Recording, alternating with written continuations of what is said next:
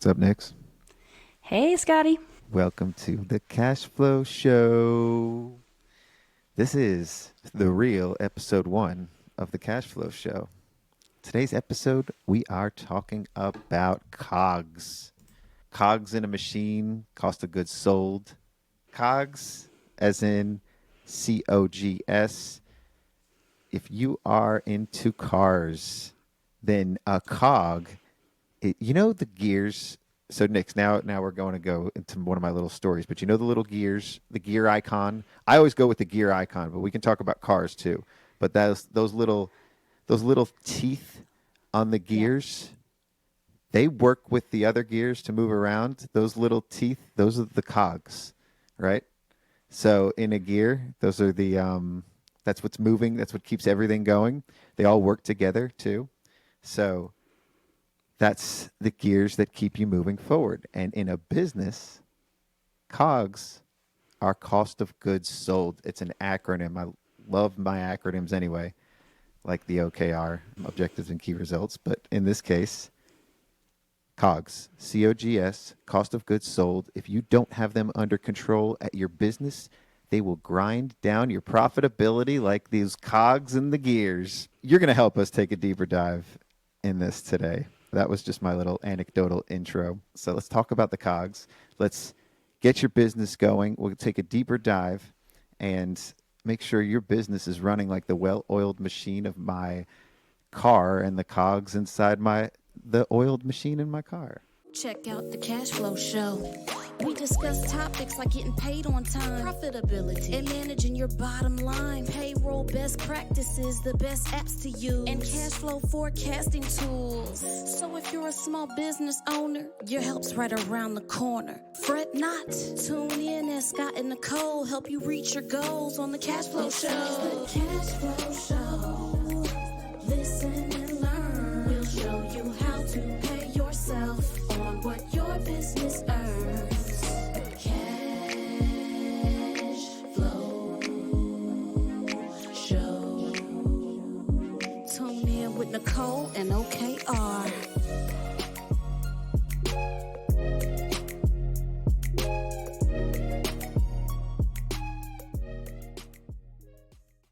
I'm Scotty, and today with me, Nix, our esteemed host of the Cash Flow Show. Nix is going to explain to me what cogs really are because I kind of butchered that old gear analogy. But Nix, can you explain to me what cogs are? Why do they even matter to a business? When we say Yes. cogs, accountants, we know what it means, but a Yeah. business owner, let's kind of get deeper into that. Well, I'm really excited about this topic because people will pay consultants tens of thousands of dollars to solve this problem for them. People will go get an MBA and pay tens of thousands of dollars for an education, and this is the type of stuff that they'll learn in the MBA program. So the reason why this is so We're important going that to you save get you tens of thousands of dollars here. Yes, we're giving it away for free. Scott, have you ever had a client that comes to you and they're not profitable, but they have a great business, they have a great team, they have a great product, they're making sales, but not profitable. And they're like, I know if I just sell more, I can get over this hump and I'll be profitable. I just have to keep selling. I have to keep selling. And so they spend more money on marketing, they buy more inventory, they hire more people. Because they're not profitable, they have to go take out a loan or max out their credit cards and maybe even take out a home equity loan to fund the growth, but in the end, they're still not profitable. And so they end up getting themselves into this huge cash hole. Have you ever had that happen to you with clients before? I've met a lot of cash holes in my day, and I've seen a lot of cash holes in my day. They usually don't stay clients because typically their businesses fold in time or they get things under control and they change. I have a client, a success story, who was always having cash flow issues. Always, he was using factoring, so he was factoring his Yeah. invoices, and he was that's an addiction right there because that's Yeah. margins. They cut into your I mean, there's so many different reasons why people have cash flow issues, but getting to the core of it and getting to the root of it and finding some of the key cash flow issues, which is why we're highlighting cost of goods, because that is your number one issue with cash flow that you've found. So let's learn more on why this whole why this thing happens. I think it's also a mindset too with people. But if we can change that and change their mindset around the spending.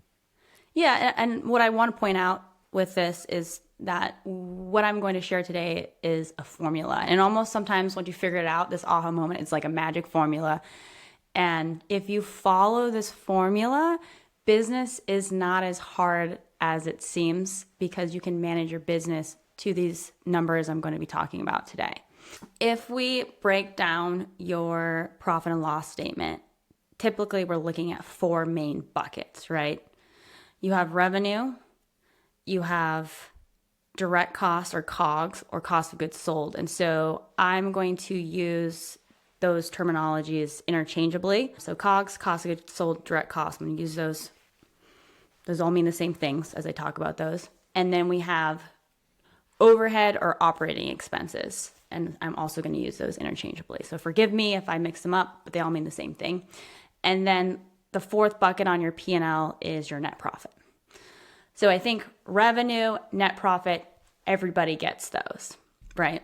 So if we then look at, okay, what's the difference between overhead cost and COGS and why does it matter? So Scotty, do you know what an overhead cost is? Can you define that for us? Is cost of goods an overhead cost? No. No. No. So administrative costs, maybe.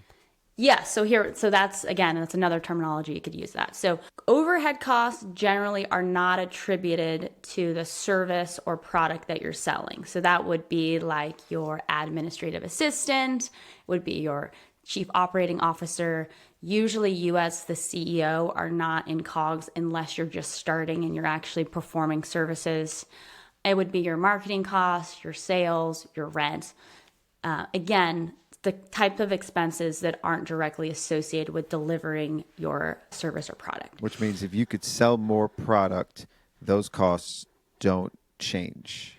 Yes. So they're typically, when I like visualize it on a chart, it's more flat line, or you might have like a Fixed. stair step.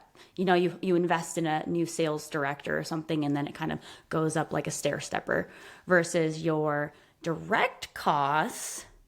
Those are the costs that go directly into delivering your service. So for example, let's say you're an HR company, so professional service business. So a lot of people think I don't have COGS because I'm a service business. Because I don't have inventory. And so that's why I use COGS and direct costs interchangeably, because cost of goods sold and people sound weird to me, like you're selling people. I mean, ultimately we are selling time, but I don't like to think of selling. Wait a second. Ron doesn't like that. We are though, we'll if the be business quiet. model is selling time. Well, what we're doing is let's explain this to at least listeners too. We're selling our expertise. They're selling their expertise, and we'll get into that too. We're not necessarily just selling the time, but that's how we equate it. That's how we measure it. That's how we measure what we're doing, and it's our people. Those are our actual. So this is. I think that I know where you're going, because I have a business. I have an accounting firm. It's like a professional services. It's like marketing or like It an is, yeah. HR. And I say the people that are doing the operational work, the work that we need to deliver to clients, or even just the people having the relationships with the clients, working directly with them, that's my direct costs, right? That's who Yeah. I'm paying to do the work. And that's my inventory, or that determines my capacity, right? And I know I'm getting a little further down the rabbit hole here, but is my understanding that I don't have a physical office, I don't have inventory, I'm not selling anything, we don't even give paper away anymore like we used to when we delivered tax returns. So there's nothing and that physical would be a direct anywhere. cost too. That would, yeah. Yeah. If that's what we were doing, is giving tax returns in a binder. So I'm following you. Let's keep going. Okay, so going back to my example of an HR firm, right? You have your direct labor costs, which those are the people performing the services. Again, it's not your administrative assistant, it's not your COO. And then we might also add in there other direct costs that are not labor related, which would be, so let's say in this example, you're also doing payroll for your customers and you're paying a software provider, or maybe even white labeling the payroll services. So I would also put that into COGS. And in that example, you may So put software costs. some software costs, right? So you Some. would put the software costs that you're using on behalf of your customers, and every time you get a new customer, your software cost goes up, versus like your Google Workspace or something, which would be an overhead cost. So you can see here from an accounting perspective why a lot of times business owners, prospects come to us and they're frustrated with their accounting team. They can't get any good data. And we spend the first month understanding the client's business model so we can say, hey, and a lot of this also is like the technology and data side of it, right? So if we have employees who should be in COGS or direct costs and some that should be in overhead costs, then we need to go into their payroll software and we need to map those employees in certain departments. So then when that data then comes through to QuickBooks Online or Xero, those labor costs, their their payroll taxes, their health benefits, their 401k are also getting categorized in the correct buckets. So tell me, why is this so important So we'll get that we into categorize those correctly? Because I'm thinking that most of my expenses are my people, and Yeah, they I are. can't make good decisions if I don't know which ones are associated with my sales going up and which ones aren't. Yeah, so we're going to get into that in a minute. So let me just give you some more examples. And so once we understand the difference between COGS and overhead, then I can give you a formula of how much percentage of your revenue you should have in each of those buckets. So then when you're not profitable or you're not as profitable as you were expecting, you can figure out where to go to fix that problem. Make sense? This makes complete sense. And let's also reiterate what we talked about in our intro episode for anybody that didn't listen to that. We also talked about there's a simple formula that made for extra micro small businesses, profit first. And businesses that are small, that's a great formula and a way to make sure that you're going to make money, you're going to be profitable. It's a forcing mechanism. But as you grow as a business and you may not be able to continue a method like that, we have an amped up method for you that we're going to go over. And I think that's this formula that we're going to share. We don't have a trademarked name for it yet, like Profit First, but we will eventually. Yes. And it's going to make a lot more sense as we move on. It's a very similar concept. So going back to COGS versus overhead, let me just go through different industries to give you more examples. So with an e-commerce business, that is what you traditionally think of COGS, right? So you've got like, what are we selling, Scott? Let's say we're selling water Well, whenever I bottles. think of COGS, it's cost of goods sold. And that's the product. So if we're selling this water bottle, right, I need to know what's the cost of the base part here. I need to know what the cost is of the lid. I need to know if somebody had to assemble it, I need to include a fraction of their time. And that might be a tenth of a cent. But we need to understand down to the penny our true cost. And then other things that would be included in addition to that would be like your shipping costs, any discounts, credit card fees I like to include in COGS. Some people put in operating, but I like put it in COGS. You also have to account for the fact that there's going to be things that you're going to write off, obsolete inventory or damaged goods, and those all erode or go into your direct costs as well. And a lot of times people, they just think about the individual cost of the product when they're thinking about the markup on it, but they're not thinking about all the other crap, 10 to 15% of lost margin that you're going to get with all the little things that happen in the business. Oh yeah, for sure. And then for a tech company or SaaS, software as a service, they typically have very, very low direct costs, which is why they sell at much higher multiples than professional service businesses, because when they sell another subscription, it doesn't necessarily mean that they have to put a lot more into servicing that. So typically with like a SaaS company, their biggest expenses like Amazon Web Services, AWS, which is their hosting costs. But again, they're not putting more labor into delivering that software subscription. They're only putting more dollars into it as they need more storage or more servers or more space. Right. And their business model is more about the lifetime value of their customer versus how much money that they're going to invest in marketing. So definitely a much different business model. Those three different types of businesses I just talked about. So a professional services, which is mostly people, a e-commerce or retail-based business, which is the product, inventory itself, and then you have your SaaS, which nowadays is typically hosting cost. I think in the past it used to be different. Well, there wasn't a SaaS in the past because that was software as a service. So yeah, Yeah. hosting Yeah. cost. Yeah. And then you get companies that might have both. So we were just talking Now, to how about? Well, no, keep going. Sorry. I was gonna say we were just talking to a prospects that they do events, and so they do online events. Well, they'll go, their customer might be like a Google or something, and then Google says, okay, we have 150 people, we want to do an online event, and so the prospect, their company was, they would send out this basket of like chocolates and cookies and wine and all this stuff that they would ship out to the employees, and then they would have someone come and actually do the event, host the event for them. So when you're thinking about what goes into that, right, you have to think, okay, what are all the costs that go into the basket? How much do each of the cookies cost? How much does the wine cost? And then you have to think of how much does it cost? Like, what do we allocate to the people, the time that they have to spend and their hourly costs to assemble the package? Then we have to account for shipping, and then we have to account for the contractor who's going to show up and do the live presentation and maybe all their prep time. And so when we were looking at their gross profit margin, it was lower than we would have liked.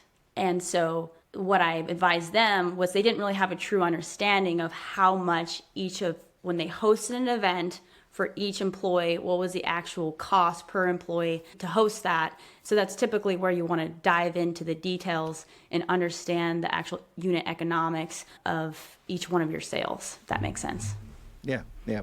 And I just have to marvel on the brilliance of Jeff Bezos here. When you look at this, those three categories, two of them he basically owns the market on when it talks about e-commerce and AWS. Like, It's crazy. He owns the market. Anybody that's selling online, all of our clients that are e-commerce are selling on Amazon, and that's where all the revenue is. And all the ones that are software companies are using AWS as a hosting. So that's the major cost for everybody. And I saw that Amazon has a pharmacy now. So now we just need we'll see how he gets into our professional service world. He is. He invested in Oh Pilot. yeah, that's right. There you go. So we'll see as it gets in there. I'm just kind of commenting on that if you are a business and you're not spending most of your money on Amazon, then you're probably not doing something right. You're probably doing something wrong here. Like, look at your costs, and an accountant or anybody can help you allocate that, because most of the time these Amazon bills come in one big chunk, especially if you're selling on there and you don't have a breakdown of what all those costs are. And then you have no control over how much you're spending, because you don't know how much money Amazon's actually taking out based on the volume that you're selling to.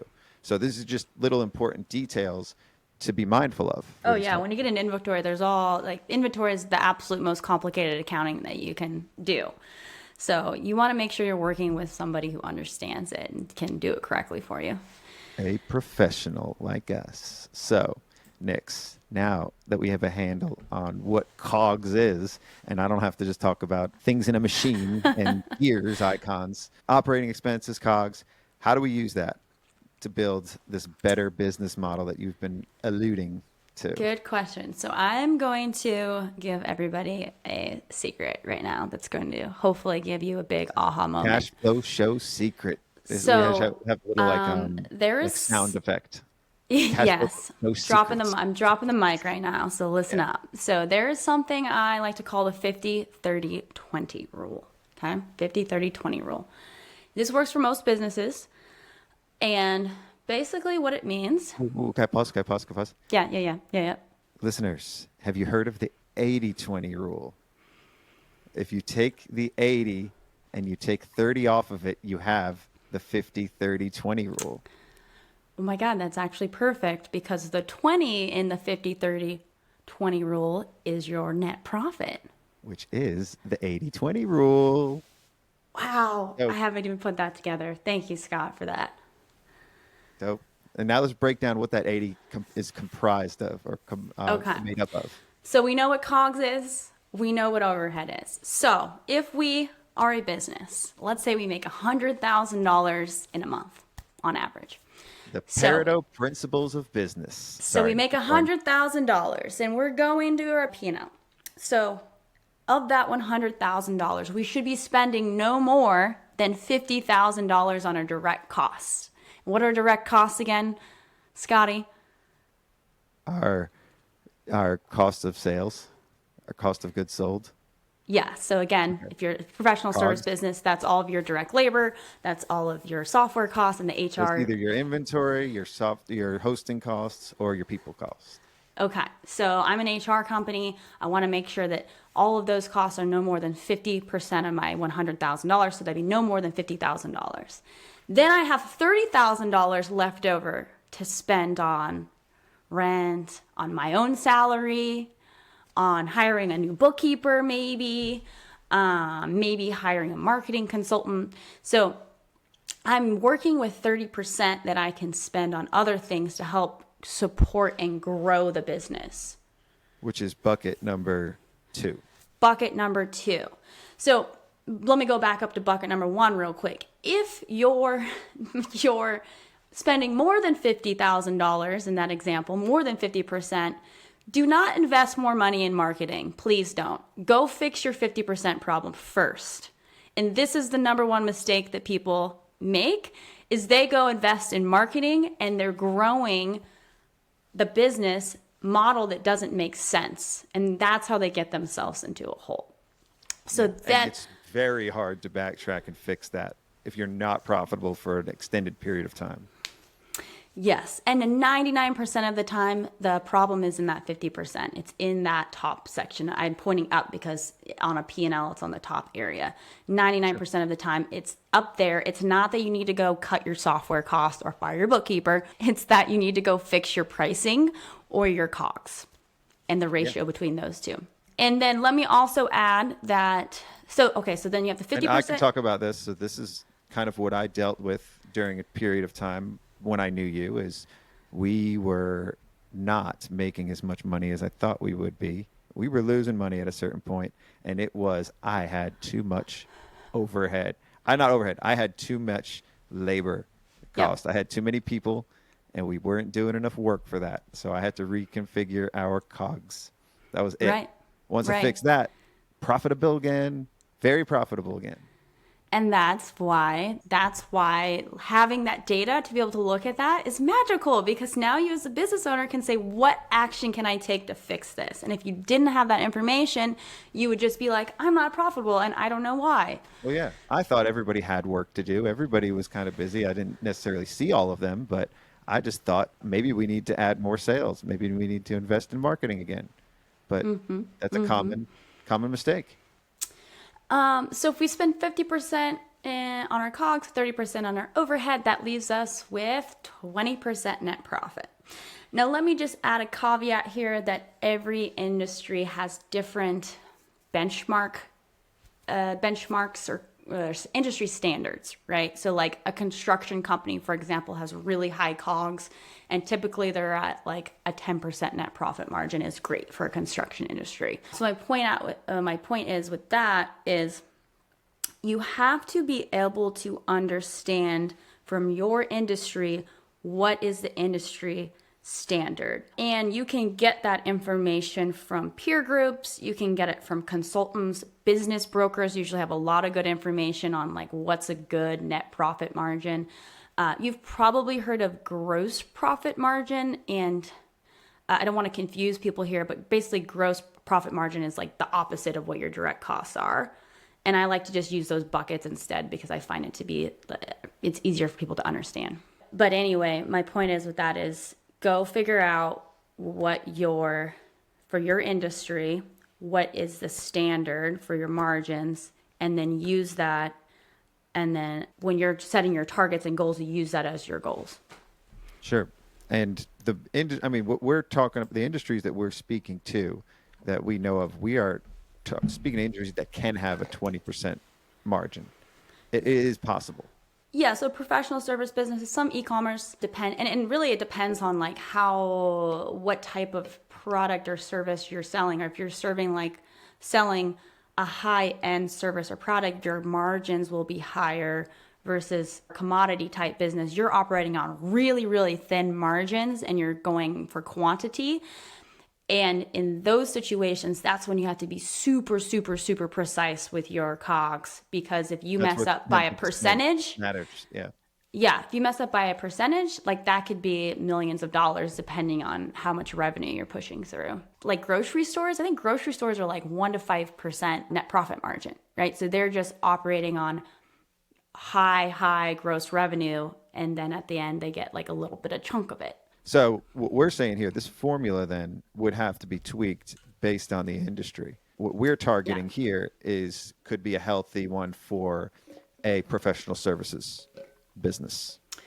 Yeah, and a lot of, I mean, I think it works with e-commerce. Usually with, go on Shark Tank. I like to watch a lot of Shark Tank. They're usually looking for your direct costs to be under 50%. Yeah. So very similar. They may have a little bit less net profit margin, so a little more overhead costs. But typically, if we had a client, this is what happens a lot of times with e-commerce company is over time, it just becomes so much of a commodity. And then you have this margin erosion. So we had this client that when I first started went bankrupt, and they were selling like little optical eyewear things, like accessories to Walmart. But their gross or their direct costs were over 50%, and they just could never get out of the hole, and they ended up going bankrupt. Sad stories, scary stories, things that we want to avoid. So where are we at? So I guess the question is, what happens if you look at your P&L and your COGS are too high? What does it mean? Why does it matter? So let me give you an example of with a client we worked with. So we worked with this company for 3 years, security staffing company, $10 million business in San Francisco. And the company had been around for like 40 years, family-owned business. Dad started it. Dad ends up passing away at some point. Daughter takes it over. Mom is still the 80% owner, but not active in the business. Turns out mom and other daughter find out that daughter that's running the business is embezzling money from the company. She's putting like personal condos through it, buying $10,000 Gucci bags, basically stealing from her own mother. So mom and the other daughter decide that they're going to take the business over. So they're coming in, they're running a $10 million business, and they've never run a business before. So you can imagine all of the comedy chaos. Well, Dad was always running it. Dad built this business to a $10 million business. Yes. And then the sister ran it for, I think, maybe like 10 years. Yeah. And then so what happens is the other sister's husband was doing the books.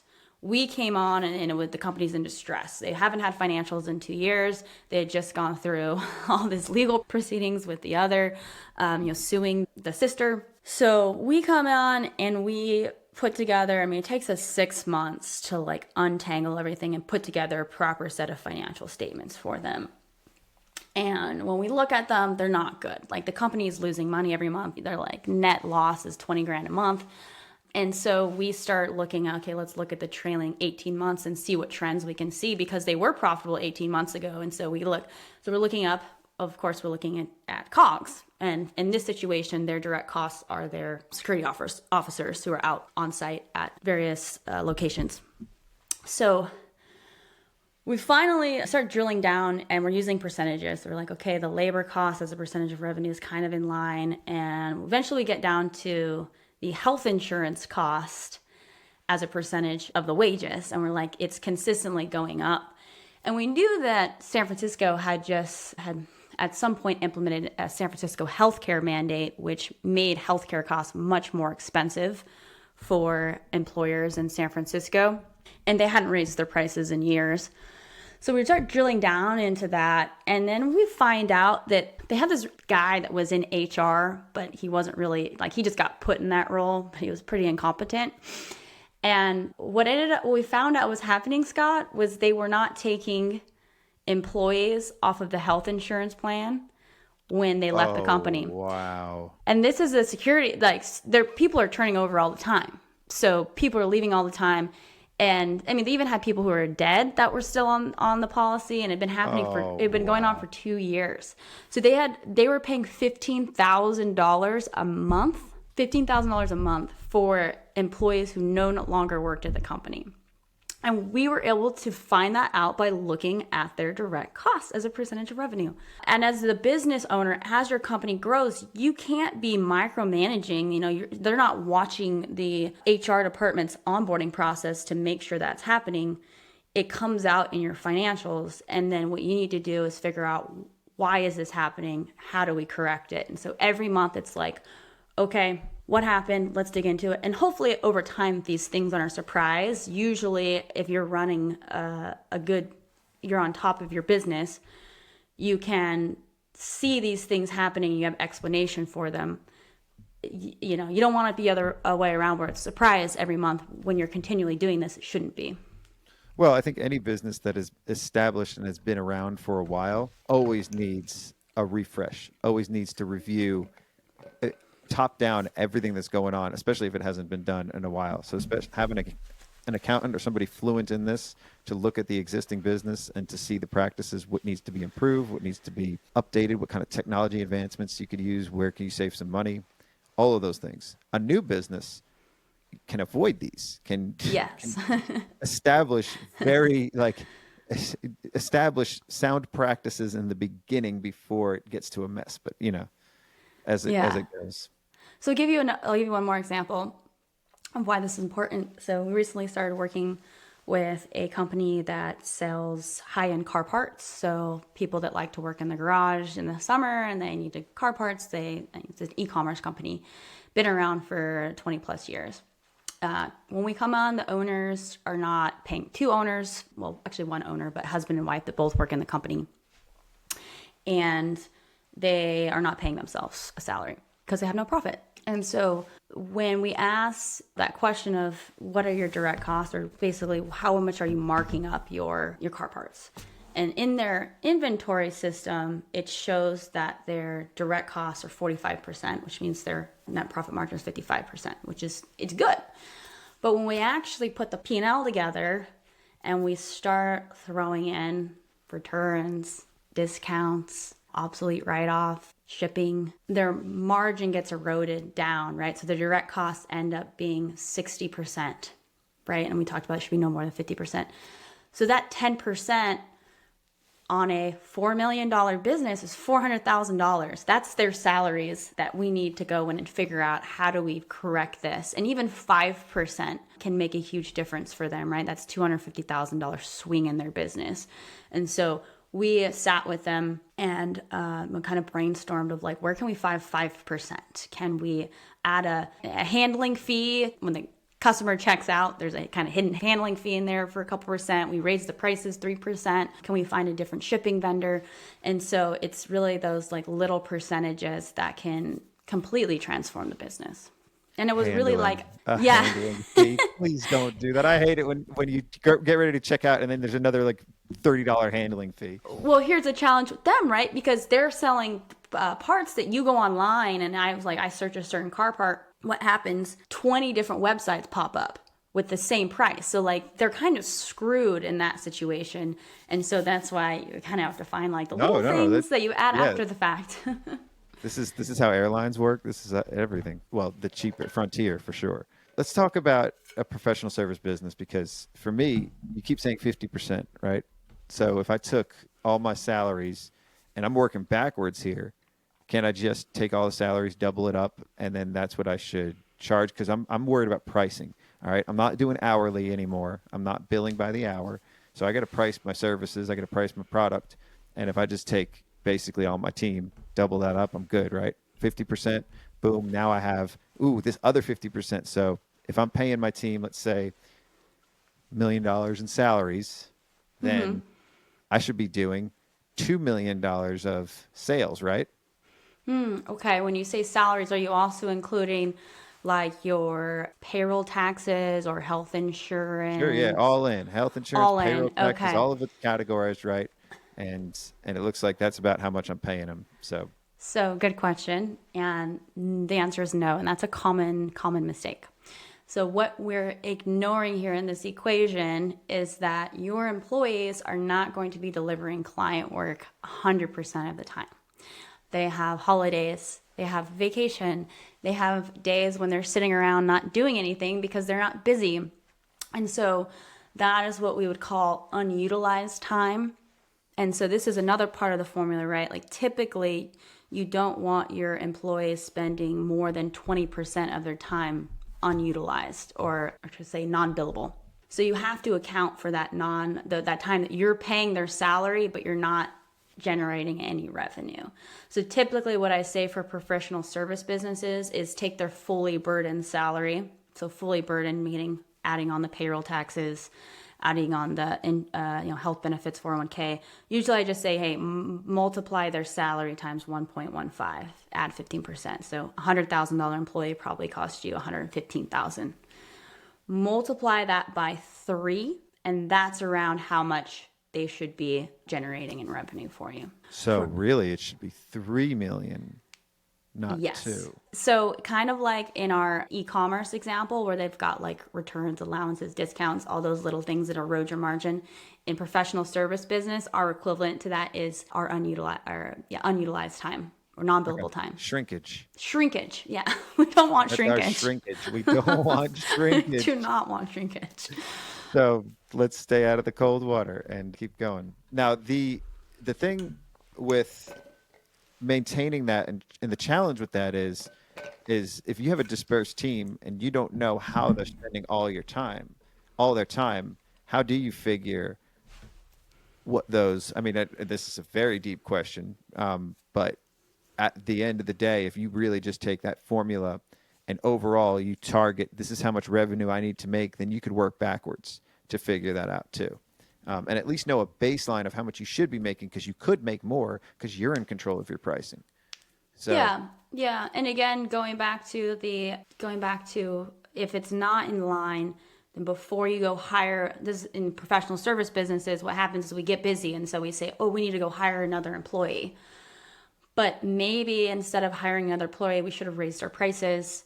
Maybe we would have churned out and created more capacity for ourselves so that we could get our margins in line before we go out and hire another employee and grow and then keep repeating the same problem. That will be a very, very important episode of the Cash Flow Show, repricing and pricing. But today, like, to understand your cost of goods is the only way that we can get to that pricing episode. So stay tuned. So let's deal with the biggest bucket first, and that's our 50 bucket. That's our COGS. Target that for COGS. If you look at your COGS and they're less, but you're still losing money, things could be categorized wrong too.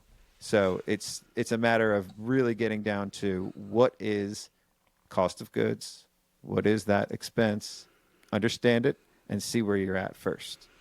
Yeah, and so this requires sitting down with your accountant or bookkeeper and going through every single expense, every software cost, all of your employees. You know, we like to look at when you onboard a client, we'll take an export of all their employees from their payroll system and we'll say, hey, you need to put this, is this COGS or OPEX, or what department are these in? If you want this information, that's the type of relationship you have to have with your accountant or bookkeeper. You need to be meeting with them regularly. It's not something that they can just do in the background and categorize things for you without asking any questions. And also, technology is very helpful in some of this, right? We don't want to make this so tedious that it may sound overwhelming. Like, well, this is going to be so tedious and such an administrative burden. Like, is it really worth it?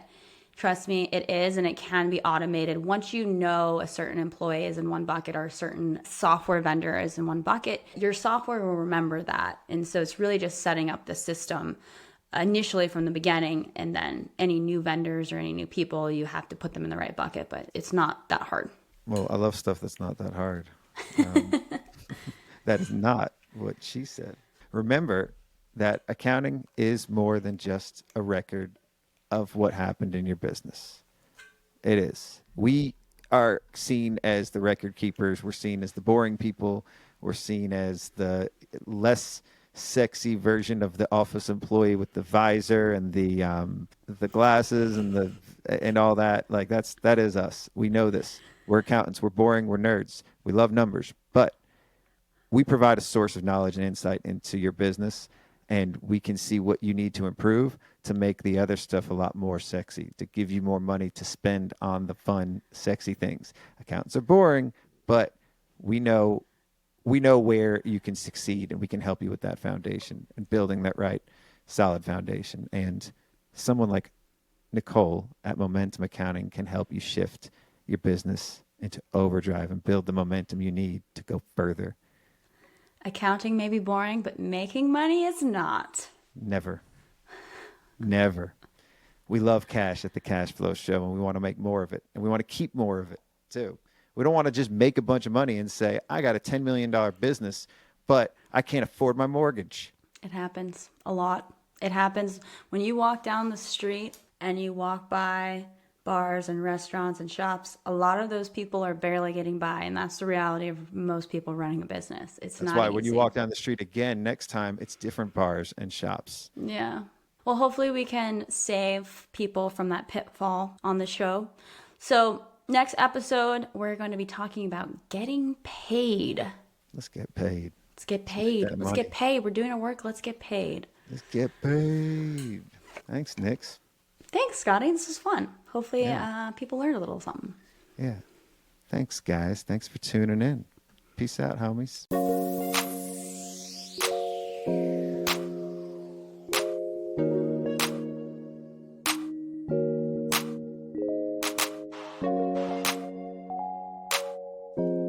Yeah. Yeah. So you're drowning in cash flow issues. You run a business, but feel like it's running you. Customers won't pay, but you got bills due. It appears you won't have enough for payroll coming up soon. It seems like you're running nowhere fast. You work hard, but never able to withdraw cash from the business. You get more customers, hire more employees, but still take home hardly anything. You feel like you're on a hamster wheel, frustrated cause the battle's always uphill. Even though you got a bookkeeper on your team, they send you reports, but you don't really know what they mean. Your CPA doesn't understand a thing about your business, at least that's how it seems. But if you want to get above water and grow, check out the Cash Flow Show. This is the Cash Flow Show, where we help the small business gain momentum and become profitable. This is the Cash Flow Show. Listen and learn. We'll show you how to pay yourself on what your business earns. Cash Flow Show.